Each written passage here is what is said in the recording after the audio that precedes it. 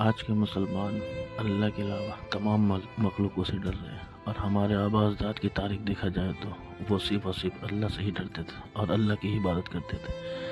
آئیے چلتے ہیں ہمارے آباء اجداد کی تاریخ کو دیکھتے ہیں، سنتے ہیں، اور اسے دیکھنے کے بعد برائے مہربانی پسند آئے تو چینل کو سبسکرائب کریں، لائک کریں اور شیئر کریں۔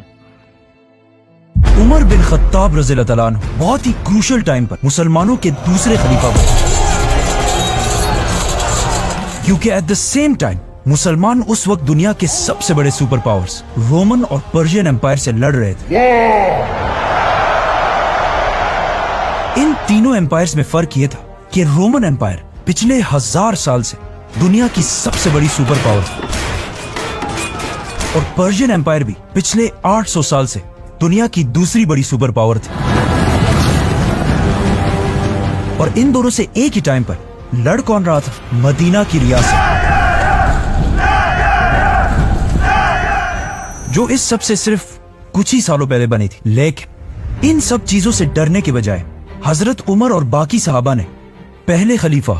حضرت ابو بکر کو رسول اللہ صلی اللہ علیہ وسلم کے پاس دفنا دیا، جس کے بعد پہلی بار حضرت عمر مسلمانوں کے خلیفہ بنے۔ ناؤ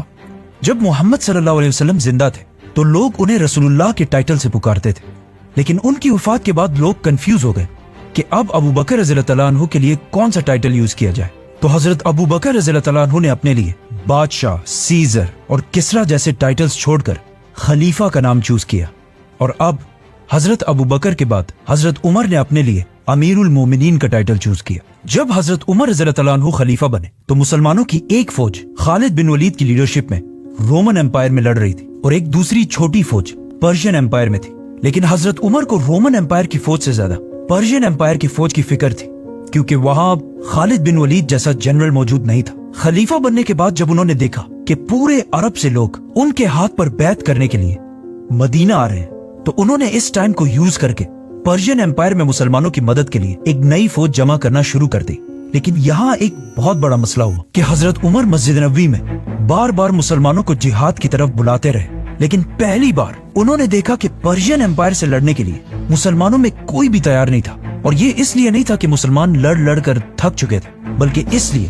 کیونکہ انہیں پتا تھا کہ خالد بن ولید پرشین امپائر میں نہیں بلکہ رومن امپائر میں، اور ان کے بغیر کوئی بھی جنگ جیتنا امپاسبل ہے۔ یہ دیکھ کر حضرت عمر سمجھ گئے کہ اب جو یہ نئے مسلمان ہیں ان کا یقین اور ٹرسٹ اللہ کے بجائے خالد بن ولید کے ساتھ زیادہ اٹیچڈ، جو مسلمانوں کی اس امپائر کے لیے بہت بڑا مسئلہ تھا۔ 3 دنوں کے بعد حضرت عمر نے ایک دن بہت سخت غصے کے ساتھ سپیچ کی، تو ان میں سے ایک مسلمان ابو عبید، جو صحابی بھی نہیں تھے، کھڑے ہوئے اور کہا میں جہاد کے لیے تیار ہوں، جس کے بعد آہستہ آہستہ اور بھی لوگ آگے آنے لگے۔ تو حضرت عمر رضی اللہ تعالیٰ عنہ نے 1000 کی فوج بنائی اور اس کا لیڈر ابو عبید کو بنا کر پرشین امپائر کی طرف روانہ کیا۔ لیکن یہ ایک بہت بڑا رسک تھا، کیونکہ اگر یہ فوج پرشین امپائر سے ہار جاتی تو اس کے بعد خالد بن ولید کے بغیر مسلمان کبھی جنگ نہیں لڑتے، اور ایسا ہی ہوا۔ یہ فوج پرشین امپائر میں بہت ہی بری طرح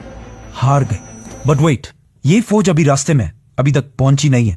جب یہ فوج پرشین امپائر کی طرف آہستہ آہستہ جا رہی تھی تو ادھر رومن امپائر میں مسلمانوں نے خالد بن ولید کی لیڈرشپ میں اس زمانے کے شام، سیریا کی سب سے امپورٹنٹ سٹی دمشق کو ہر طرف سے گھیر چکے تھے، اور اس فوج کو کافی عرصے تک پتہ ہی نہیں تھا کہ ابو بکر رضی اللہ تعالیٰ عنہ وفات پا چکے ہیں، اور ان کے بعد مسلمانوں کا نیا خلیفہ حضرت عمر بنے ہیں۔ تو خالد بن ولید کی لیڈرشپ میں یہ فوج کئی دن تک کوشش کرتی رہی کہ کسی طرح اس قلعے کے اندر گھس سکے، لیکن ڈماسکس کوئی عام سٹی نہیں تھی۔ اسے اس زمانے میں پیراڈائز آف سیریا کہا جاتا تھا، مطلب سیریا کی جنت، اور اب تک عرب اپنا سب سے بڑا امپورٹ اسی سٹی سے کیا کرتا تھا۔ مطلب دمشق اس علاقے میں سب سے پاورفل سٹی تھی، اور اس زمانے میں یہ عربوں کے لیے ایسی سٹی تھی جس طرح آج لوگوں کے لیے نیو یارک ہو۔ تو مسلمانوں نے اس وقت کی سب سے پاورفل سٹی دمشق کو ہر طرف سے گھیر لیا تھا، اور خالد بن ولید نے اس سٹی کے ہر مین گیٹ پر اپنے سب سے بیسٹ جنرلز کو کھڑا کیا تھا، جن میں سے ایک جنرل کا نام ابو عبیدہ ابن جراح تھا۔ آخر بہت کوشش کرنے کے بعد بھی دمشق فتح نہیں ہو سکا، لیکن پھر ایک دن اچانک دمشق سے ایک آدمی خالد بن ولید کے پاس آیا اور اسے بتایا کہ کچھ ہی دن پہلے دمشق کے لیڈر کے گھر بیٹا پیدا ہوا ہے، جسے سیلیبریٹ کرنے کے لیے انہوں نے ایک بہت بڑی پارٹی رکھی، جس میں رومن امپائر کی فوج کو بھی بلایا، اور اس پارٹی میں یہ سب اتنی شراب پیئیں گے کہ کوئی بھی اپنے ہوش و حواس میں نہیں رہے گا۔ तो खालिद बिन वलीद ने उसी रात मुसलमानों के एक ग्रुप को इस गेट के सामने खड़ा कर दिया और फिर खुद सिर्फ कुछ और मुसलमानों के साथ बिल्कुल खामोशी से दमिश्क की दीवार पर चढ़कर अंदर घुस गए और मुसलमानों के लिए अंदर से गेट खोल दी। और इस तरह मुसलमानों की फौज का एक समंदर किले के अंदर घुस गया और बहुत तेजी से मुसलमान ईस्टर्न साइड से इस किले को फतह करने लगे।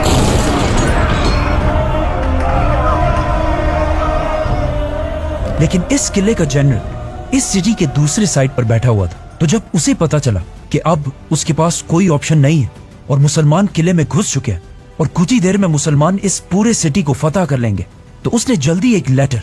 मुसलमानों के दूसरे बड़े जनरल अबू उबैदा की तरफ भेजा कि मैं इस सिटी को मुसलमानों के सामने सरेंडर कर रहा हूँ, सिर्फ एक शर्त पर कि मुसलमान कोई माले गनीमत नहीं लेंगे। अब अबू उबैदा इब्न जराह को इस बात का पता नहीं था कि खालिद बिन वलीद और उसके सोल्जर्स दमिश्क को फतह करने वाले हैं, तो उन्होंने उस रोमन जनरल के सरेंडर को कबूल कर लिया। अब थोड़ी देर बाद जब खालिद बिन वलीद को अबू उबैदा रज़ियल्लाहु तआला अन्हु के डिसीजन का पता चला, तो अगर वो चाहते तो अबू उबैदा के इस एग्रीमेंट को फाड़कर दमिश्क को तलवार की जोर पर भी फतह कर सकते थे और यहाँ से सारा माले गनीमत उठा सकते थे। लेकिन खालिद बिन वलीद ने अबू उबैदा के एग्रीमेंट को मानकर अपनी सारी फौज को पीछे हटने का हुक्म दिया और इस तरह दमास्कस उस जमाने की सबसे ताकतवर सिटी हजरत उमर के कंट्रोल में आई। नाउ ये सब कुछ तो यहाँ रोमन एम्पायर में हो रहा था, लेकिन इस सब से बहुत दूर पर्शियन एम्पायर की तरफ जो फौज रवाना की गई थी वो बिल्कुल पहुंचने ही वाली थी। और पहुंचने के साथ ही अबू उबैद ने देखा कि पर्शियन एम्पायर सामने से बहुत बड़ी फौज तैयार कर चुकी है। जब अबू उबैद मुसलमानों की फौज लेकर पर्शियन एम्पायर पहुंचे, अबू उबैद नॉट अबू उबैदा, ये दो डिफरेंट शख्सियात हैं। अबू उबैद और उनकी फौज ने पर्शियन एम्पायर पहुंचकर देखा कि पर्शियन बादशाह ने खालिद बिन वलीद की एब्सेंस में मुसलमानों के खिलाफ 3 बहुत बड़ी फौजें तैयार की है जो बहुत तेजी से मुसलमानों की तरफ बढ़ रही हैं। आखिर मुसलमानों और पर्शियन फौज इस ब्रिज के सामने एक दूसरे के आमने सामने हुई, तो पर्शियन जनरल ने मुसलमानों को ये ऑफर दी कि या आप ब्रिज क्रॉस करके इस तरफ आए और या हमें उस तरफ आने दें। अब यहाँ अबू उबैद से एक बहुत बड़ी गलती हुई, उन्होंने अपने मुसलमान जनरल्स की बात नहीं मानी और खुद मुसलमानों की फौज को ब्रिज क्रॉस करने का हुक्म दिया। अबू उबैद खुद सहाबी नहीं थे और इनकी एज भी बहुत कम थी। जब हजरत उमर रज़ियल्लाहु तआला अन्हु ने इन्हें मुसलमानों की फौज का जनरल बनाया, तो सहाबा ने कहा कि आप इसे नहीं बल्कि किसी सहाबी को जनरल बनाए। लेकिन अबू उबैद वो वाहिद इंसान थे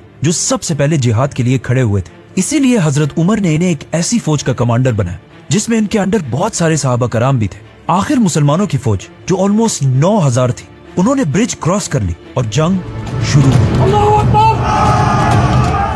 रोमन एम्पायर में दमिश्क, दमास्कस और पर्शियन एम्पायर की हीरा सिटी फतह करने के बाद अब दुनिया में हर कोई मुसलमानों को एक सीरियस थ्रेट समझने lगा था। तो जब अबू उबैद ने अपने घुड़सवारों हॉर्समैन को पर्शियन एम्पायर पर हमले का हुक्म दिया, तो वो सामने पहली बार पर्शियन एम्पायर की फौज में हाथियों को देखकर बिल्कुल डर गए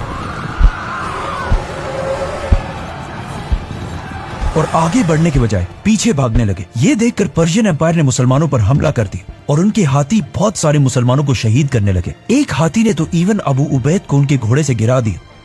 और फिर उनके सीने पर पांव रख के बिल्कुल क्रश कर दिया। ये हिस्ट्री में पहली दफा था कि किसी जंग में मुसलमानों के जनरल को शहीद किया गया हो। तो जब मुसलमानों ने अपने जनरल को गिरता हुआ देखा, उनका हौसला बिल्कुल टूट गया और वो जंग के मैदान से पीछे हटने लगे। जब मुसलमान भागकर ब्रिज तक पहुंचे, तो उन्होंने देखा कि ब्रिज को किसी ने तोड़ दिया। अब या तो इस ब्रिज को मुसलमानों की फौज में से किसी ने तोड़ा था और या इसे अबू उबैद के ऑर्डर्स पर ही तोड़ा गया था ताकि मुसलमानों के लिए जंग छोड़ना इम्पॉसिबल हो जाए। तो अब जब और कोई रास्ता भी नहीं था, तो बहुत सारे मुसलमान दरिया में कूदने लगे। ये सब देखकर मुसलमानों के दूसरे जनरल मुसन्ना ने फौज को दोबारा ऑर्गेनाइज किए और पर्शियंस पर पूरी ताकत के साथ एक आखिरी बार हमला कर दिया और पीछे खड़े मुसलमानों को ये ऑर्डर्स दिए कि जल्दी से ब्रिज को ठीक करो। आखिर मुसन्ना की बहादुरी की वजह से 3000 मुसलमान ब्रिज को क्रॉस करके इस साइड पर आए, लेकिन 9000 में से सिर्फ 3000 मुसलमान ब्रिज क्रॉस कर सके। मतलब 6000 मुसलमान इस जंग में शहीद हुए। ये पहली बार हुआ था कि मुसलमान कोई भी जंग इतनी बुरी तरह हार जाए और ये जंग हजरत उमर की खिलाफत की पहली जंग भी थी जिसमें उन्हें शिकस्त हुई। नाउ